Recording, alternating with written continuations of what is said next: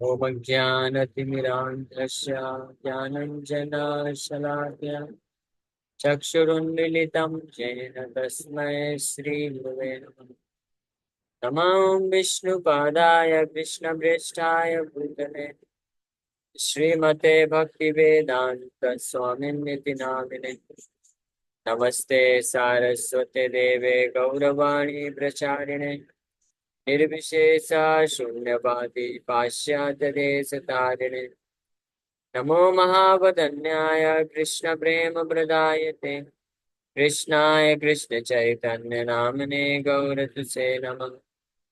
जय श्री कृष्ण चैतन्य प्रभु नित्यानंद श्री अद्वैत गदाधर शिवासादि गौर भक्तवृंद।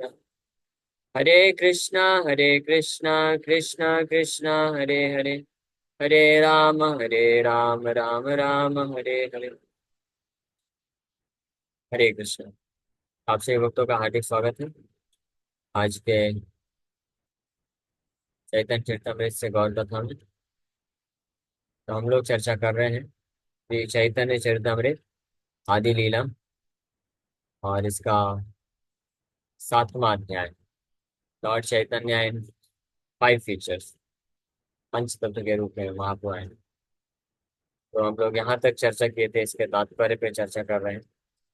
ये श्लोक संख्या 72।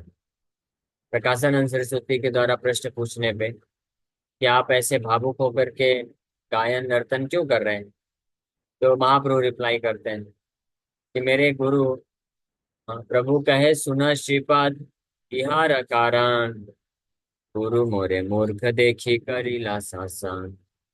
मेरे गुरु मुझे मूर्ख देखे और इसलिए मेरे ऊपर शासन किए। और क्या बोले, मूर्ख तुम्हें तोमार नाहिक वेदांत अधिकार, कृष्ण मंत्र जप सदा यही मंत्र सार। You are a fool, he said. You are not qualified to study Vedanta philosophy, and therefore you must always chant the holy name of Krishna. This is the essence of all mantras or Vedic hymns.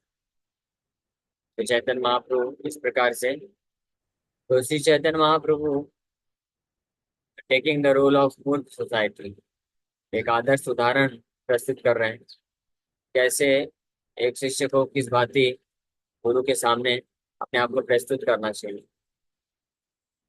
हालांकि चैतन्य महाप्रभु मूर्ख नहीं है, चैतन्य महाप्रभु तो बड़े विद्वान थे, लेकिन फिर भी बोल रहे हैं कि मैंने क्यों छोड़ दिया ये वेदांत अध्ययन, उपनिषद और अन्य प्रकार के अलग अलग वर्शिप यज्ञ और ये सब यज्ञ तो नहीं करते थे। बेसिकली वो ज्यादातर अ, पांडित्य प्रकाश की लीला कर रहे थे, तो वो छोड़ दिए। क्यों? क्योंकि गुरु जी बोले कि आप मूर्ख हो, आप नहीं समझ पाओगे, आप केवल श्रवण कीर्तन करो, कृष्ण की भक्ति करो। इस प्रकार से ये लेसन चैतन्य महाप्रभु आदर्श रूप में हम सबको सिखा रहे हैं। So one who imperfectly knows Krishna consciousness cannot know Vedanta philosophy. A showy display of Vedanta study without Krishna consciousness is a feature of the external energy Maya. And as long as one is attracted by the inabilities of this ever-changing material energy, he deviates from devotion to the Supreme Personality of God. An actual follower of Vedanta philosophy is a devotee of Lord Vishnu, who is the greatest of the great and the maintainer of the entire universe. Unless one surpasses the field of activities in service to the limited, one cannot reach the unlimited. Knowledge of the unlimited is actually Brahma Gyan, or knowledge of the Supreme. Those who are addicted to fruitive activities and speculative knowledge cannot understand the value of the holy name of Lord Krishna, which is always completely pure, eternally liberated, and full of spiritual bliss. One who has taken shelter of the holy name of the Lord, which is identical with the Lord, does not have to study Vedanta philosophy, for he has already completed all such study. तो पिछले paragraph में कल हमने जो चर्चा किया था, तो वहाँ पे प्रभुपाद जी बता रहे हैं, वेदेश सर्वे राम एव वेद्यो वेदांत कृत वेद विदेव चाह। सारे वैदिक शास्त्रों को पढ़ करके निष्कर्ष है कृष्ण को जानना, और कृष्ण ही है वेदांत कृत वेद विद, वेदांतों की रचना करने वाले भी भगवान हैं, और वेदांतों को पढ़ने के पश्चात भगवान को ही प्राप्त करना है। इसलिए जो कृष्ण भक्ति में लग जाता है, कृष्ण कॉन्शियसनेस के प्रोसेस को स्वीकार कर लेता है, तो वो रियल वेदांतिस्ट है, वो असली वेदांत है। लेकिन ऐसे लोग जो बाहरी रूप से वेदांत पढ़ने का तो दिखावा करते हैं, मायावादी सन्यासी बन जाते हैं, लेकिन कृष्ण के नाम का जप नहीं करते, कृष्ण का भक्ति नहीं करते हैं, तो वो बस उनका ये जो वेदांत स्टडी है, वैदिक शास्त्रों का जो अध्ययन है, ये बस शो बॉटल स्टडी है। वो शोवी डिस्प्ले है, मतलब दिखावटी रूप में, दिखाने बस के लिए है, क्योंकि उसका निष्कर्ष तो वो लोग पालन कर नहीं रहे। इसी प्रकार से वहीं दूसरी ओर जो भगवान के नाम का, यानी भगवान कृष्ण का पूर्ण रूप से आश्रय ले लिया है, तो वो ऑलरेडी वेदांत स्टडी कर करके करने के पश्चात उसके निष्कर्ष को प्राप्त कर चुका है। इसलिए हालांकि चैतन्य महाप्रभु यहाँ पे बोले, विनम्रता दिखाते हुए प्रकाशानंद सरस्वती को जो है विनम्रता के माध्यम से उसको डिफीट करना चाहते हैं। इसलिए चैतन्य महाप्रभु यहाँ पे तो स्पष्ट बोल दिए कि गुरु मोरे मूर्ख देखी, गुरु मेरे को मूर्ख देखे, इसलिए वर्जित कर दिए कि वेदांत वेदांत के चक्कर मत पड़ो, कृष्ण का नाम का निरंतर जप करो। लेकिन वास्तव में जो कृष्ण के नाम का जप करता है निरंतर, तो वो ऑलरेडी वेदांत शास्त्रों को पढ़ के समझ चुका है, वो उससे भी ऊपर की स्थिति में होता है। और वो पता चलेगा भी जब महाप्रभु प्रकाशानंद सरस्वती के साथ डिबेट करना चालू करेंगे, तो वेदांत सूत्रों की असली व्याख्या को प्रदान करेंगे। So one who is unfit to chant the holy name of Krishna, but thinks that the holy name is different from Krishna, and thus takes shelter of Vedanta study in order to understand, he must be considered a number one fool, as confirmed by Chaitanya Mahaprabhu by his personal behavior. And philosophical speculators who want to make Vedanta philosophy an academic career are also considered to be within the material energy. ऐसे व्यक्ति जो भगवान के नाम का जप नहीं कर सकते हैं, नहीं करते हैं, और उसके अलावा अलग अलग प्रकार के वैदिक शास्त्र को पढ़ने में लगे रहते हैं, विशेष रूप से मायावादी जो होते हैं, वेदांत वेदांत पढ़ने में बड़े ही शौकीन होते हैं। तो चैतन्य महाप्रभु के इस प्रकार के पर्सनल एग्जाम्पल से ये चैतन्य महाप्रभु इम्प्रेस करना चाहते हैं मायावादी सन्यासियों को, कि ऐसे लोग जो भगवान के नाम का जप नहीं करते हैं, हाँ, they must be consider number one fool, मूर्खों के सरदार मानना चाहिए उनको। मूर्खों का सरदार क्यों मानना चाहिए? क्योंकि वो जिस वेदांत को पढ़ करके सिद्धि प्राप्त करना चाहते हैं, उस वेदांत का अंतिम लक्ष्य कृष्ण है, उसको साइड कर दे रहे हैं। ये वही ऐसी बात हो गई जैसे कि कोई व्यक्ति है, वो कोई बिजनेस चालू करता है, और बिजनेस का पर्पस क्या है कि पैसा कमाए। लेकिन बिजनेस तो खूब बड़ा बड़ा चालू कर दिया है, और पैसा कमाने की जगह पैसा डुबा रहा है, तो उसको क्या बोलेंगे? फिर बोलता है कि एक और बिजनेस खोलना है मुझे, तो उसके परिवार वाले क्या बोलेंगे? तुम मूर्ख नंबर एक हो, अभी इस प्रकार से बिजनेस किया, उसमें पूरा पैसा डुबो दिया, और वैसा ही बिजनेस तुम उधर उधर करना चाहते हो, दूसरा ब्रांच खोलना चाहते हो, उधर भी पैसा डुबाओगे, पैसे को मूर्ख नंबर एक बोलेंगे। उसी प्रकार से वेदांत सूत्रों को पढ़ने के बाद भी, वेदांत सूत्रों को पढ़ने और समझने के पश्चात कृष्ण को जानना है, कृष्ण को प्राप्त करना है, कृष्ण का भक्ति प्राप्त करना है, ये अंतिम लक्ष्य है। लेकिन वो अंतिम लक्ष्य की पूर्ति नहीं हो रही है, केवल एकेडमिक कैरियर के पीछे फंसे हुए हैं। तो ऐसे व्यक्ति को क्या समझा जाएगा? he must be considered a fool. तो वहीं दूसरी ओर, a person who always chants the holy name of the Lord, however, is already beyond the ocean of nescience, and thus even a person born in a low family who engages in chanting the holy name of the Lord is considered to be beyond the study of Vedanta philosophy. In this connection, Srimad Bhagavatam states, तो भागवत में प्रमाण है ये, इसका क्या प्रमाण है? अहो बता सपचोवतो गरीयान् यः जीवागरे वर्तते नाम तुभ्यम् ते पुस्तपस्ते जुहुः सस्नुरार्य ब्रह्मानुचो नाम गृह्णन्ति ये ते। श्रीमद् भागवतम के थर्ड कैंटो 33 चैप्टर वर्ष नंबर 7 में माता देवहूति इस प्रकार से बोलते हैं। माता देवहूति कपिल देव को से शिक्षा प्राप्त करते, कपिल देव उनके पुत्र हुए और पुत्र को ही गुरु बना लिया।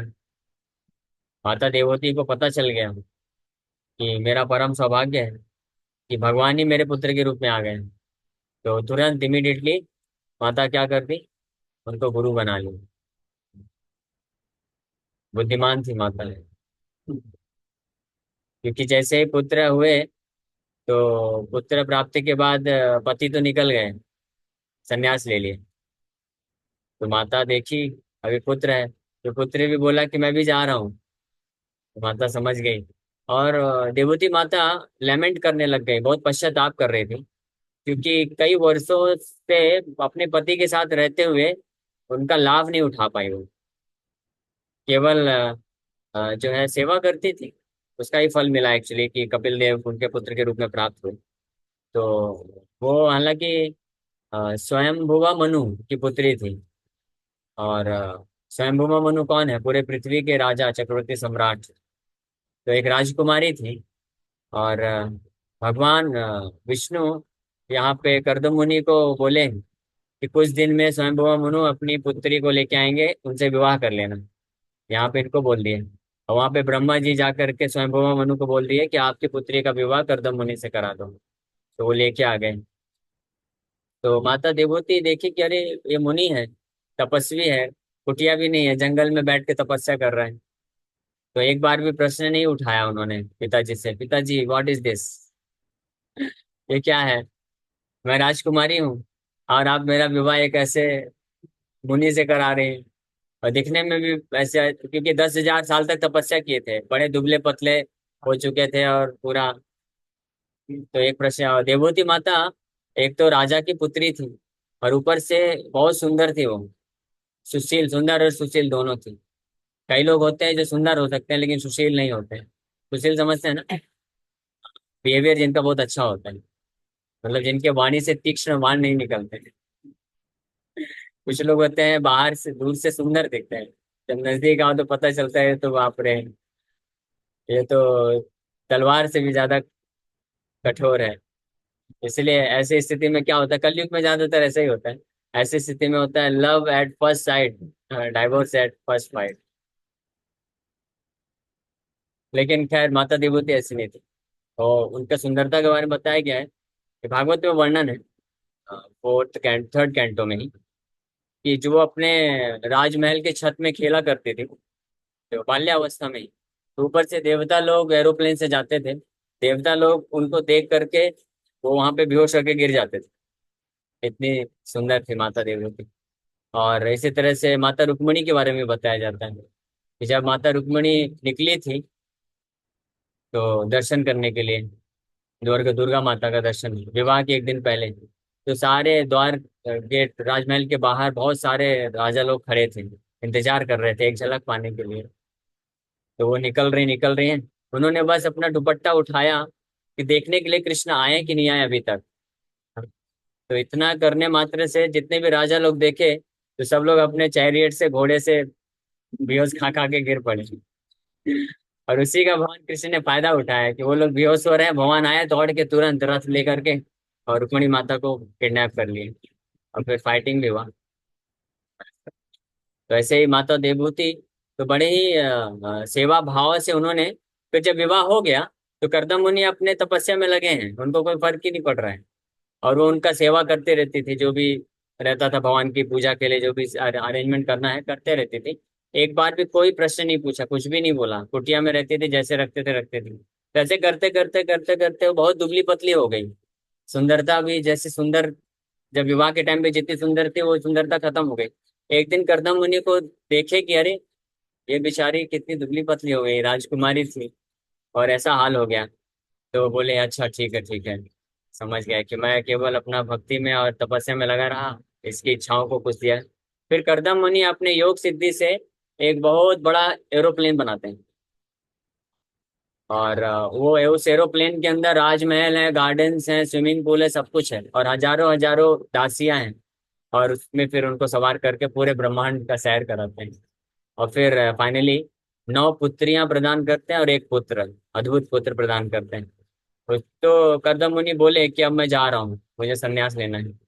तो माता बोली कि एटलीस्ट पुत्र का जन्म हो जाने दीजिए। तो जन्म हो गया, फिर वो निकल गए। तो उसके बाद फिर देवती माता को बहुत पश्चाताप होने लग गया कि मैं इतने वर्षों तक साथ में रही, लेकिन मैंने कभी जिज्ञासा नहीं किया, मैंने कभी स्पिरिचुअल इनका आध्यात्मिक रूप से कुछ पूछा नहीं, भागवत का शिक्षा प्राप्त नहीं किया। तो अब जब कर्दम मुनि से प्राप्त हुए कौन, कपिल देव जी। तो कपिल देव को फिर गुरु बना करके पूरा भागवत का शिक्षा प्राप्त करते हैं माता देवती। और उनका माता देवती का बहुत बड़ा सौभाग्य रहा है।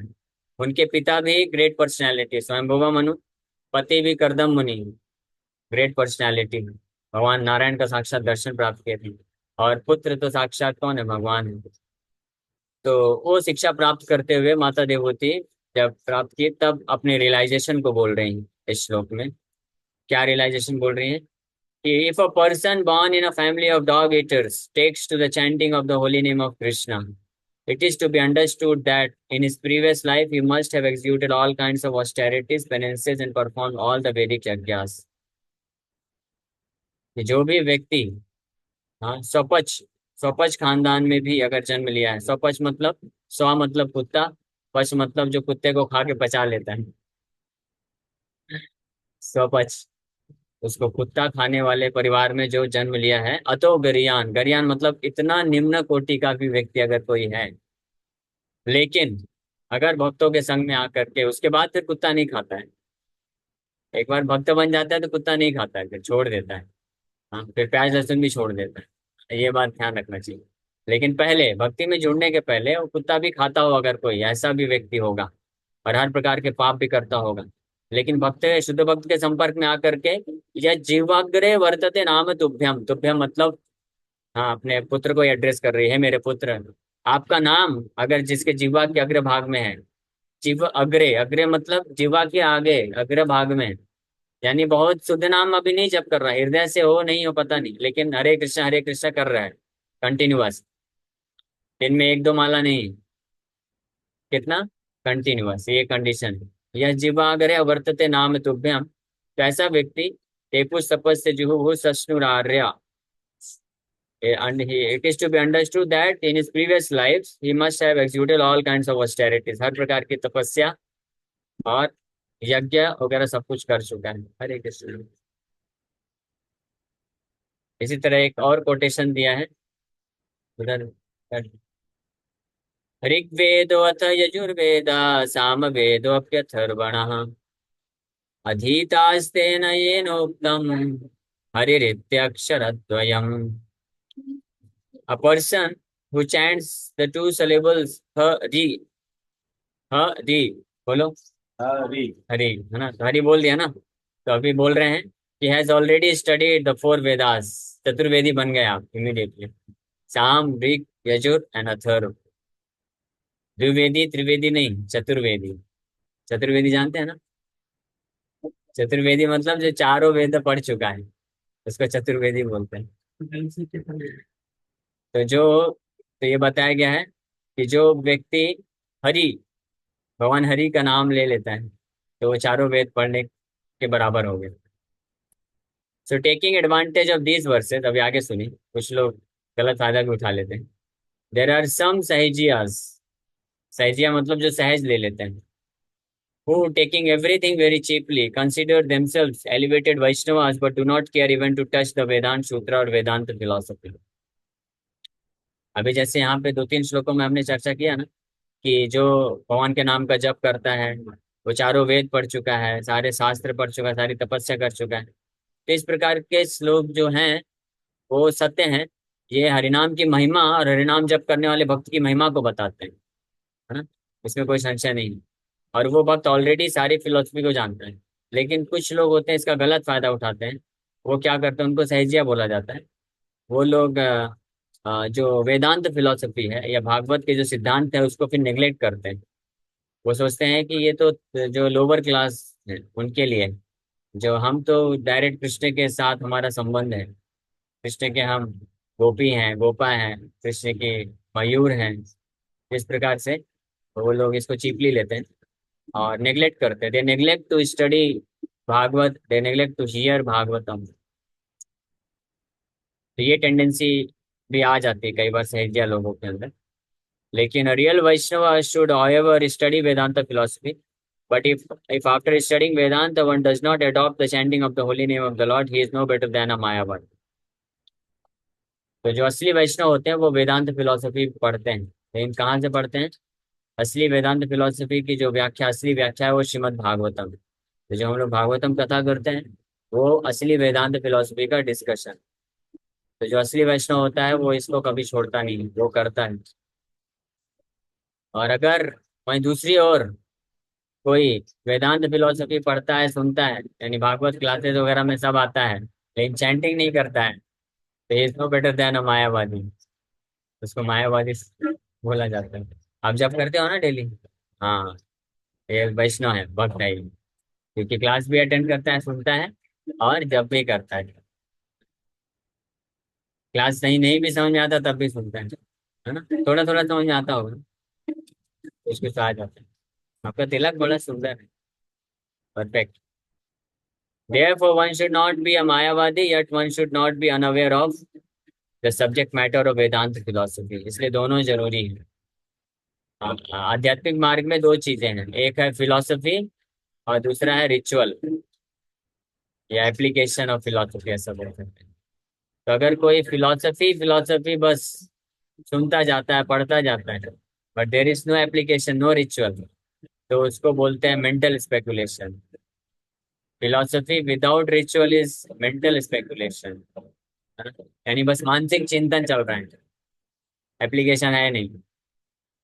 और वहीं दूसरी ओर जो रिचुअल तो करता है, जैसे पूजा भी करता है, नाम जप भी करता है, लाभ है हालांकि, लेकिन जिसको फिलॉसफी में इंटरेस्ट नहीं है तो उसको बोलते हैं सेंटिमेंटल।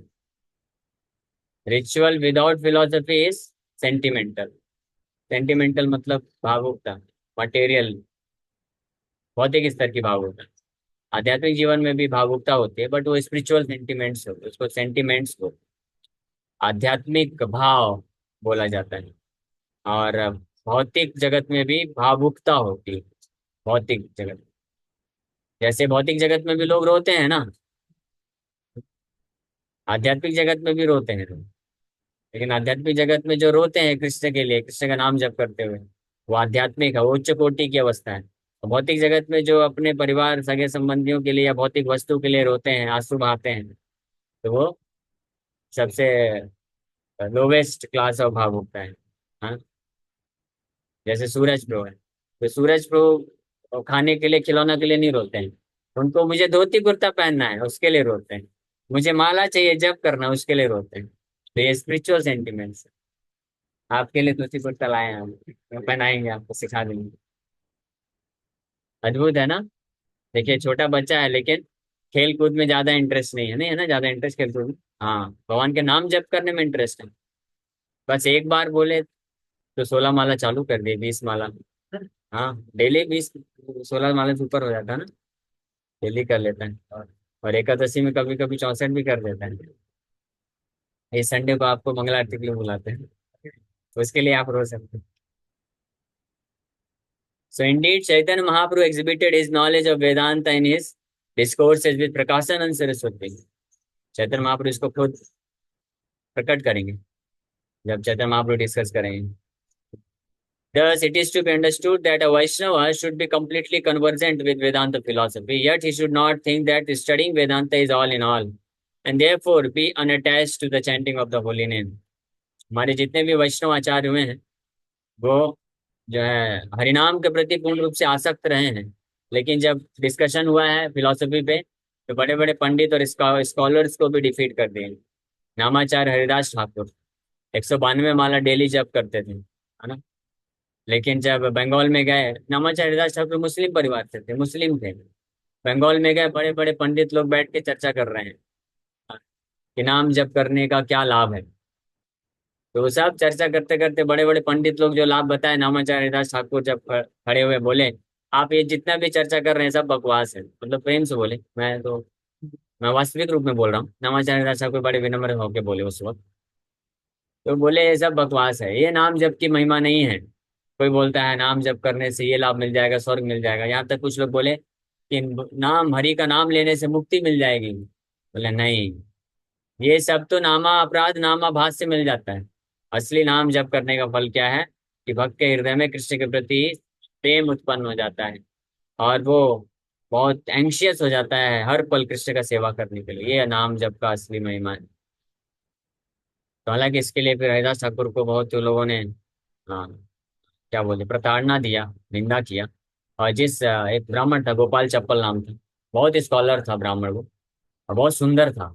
ये दोनों चीज उसमें लिखा है कि बहुत विद्वान था वो ब्राह्मण, और बहुत सुंदर दिखता था। हाँ, लेकिन ये अपराध करने के कारण बोल दिया हरिदास ठाकुर को कि अगर नामाभास, एक नामाभास लेने मात्र से मुक्ति नहीं मिलेगी तो मैं तुम्हारे नाक और कान को काट दूंगा, ऐसा चैलेंज किया था हरिदास ठाकुर।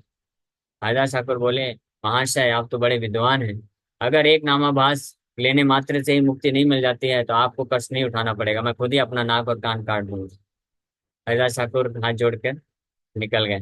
2 दिन बाद पता चला कि उस ब्राह्मण को, जो बहुत सुंदर नाक थी, बहुत सुंदर कान था, बहुत सुंदर शरीर था, उसको एक ऐसा डिजीज हो गया, उसको क्या बोलते हैं, वो जो है, हाँ, लेप्रोसी, कोढ़। वो पिघल पिघल के गिरने लग गया, उसका पूरा बहुत ही भद्दा हो गया, और फाइनली उसकी नाक पिघल के गिर गई, कान पिघल के गिर गया। ये अपराध कर दिया था।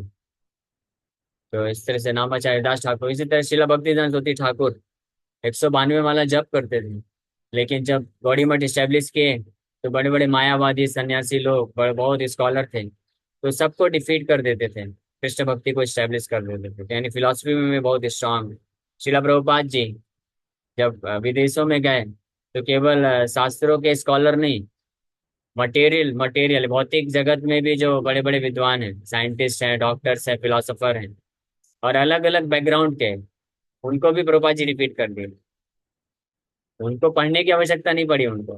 प्रभुपाद जी के पास कोई भी आता था, फलाना फलाना व्यक्ति है, यूरोप का, अमेरिका का, जापान का, उसका, उसके बारे में आपका क्या ओपिनियन है, कोई फिलोसोफर रहता, प्रभुपाद जी पूछते थे बस, तो व्हाट इज हिज फिलोसफी, ऐसे बोलता, what is his philosophy, direct पूछते थे, उसका सिद्धांत क्या है बताओ। तो जैसे उसका सिद्धांत बताते थे वो ऐसा ऐसा बोलता है, प्रभुपाद जी बोलते थे दिस इज बकवास, इज अ रास्कल।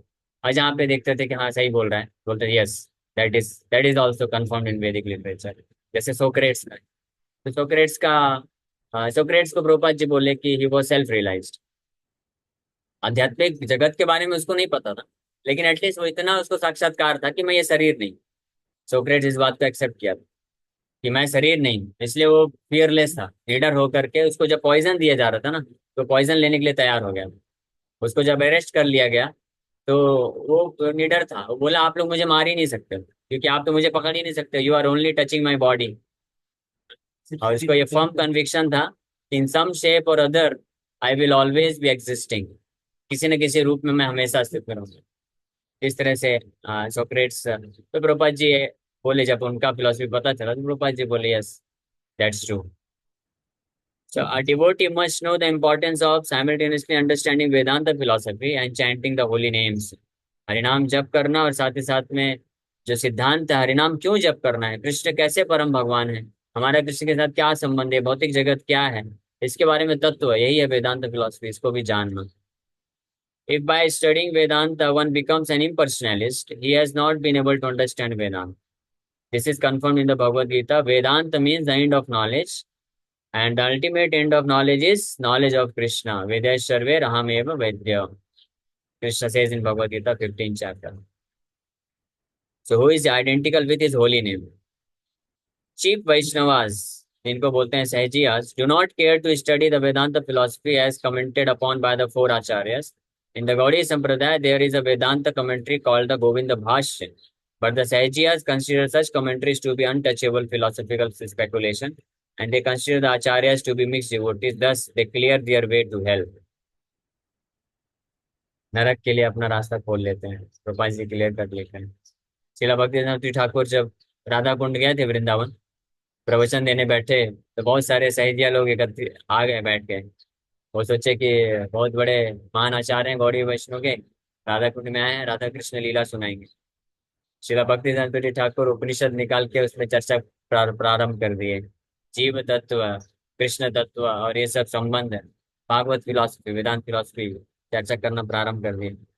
तो उसमें से मैक्सिमम आधे से ज्यादा लोग उठ के भाग गए। वो फिर ऐसे बोलने लग गए कि ये तो ज्ञानी है, ये भक्त नहीं। तो ऐसे लोग फिर जो है, उनका अभी वहां पे ठेला लगा हुआ है यमराज के दरबार में, उधर जाके पता कर सकते हैं। एनीवे, हरे कृष्ण। तो थैंक यू वेरी मच। किसी भक्त का कोई प्रश्न है, पूछ सकते हैं। हरे कृष्ण, कृष्ण कृष्ण हरे हरे, हरे राम, राम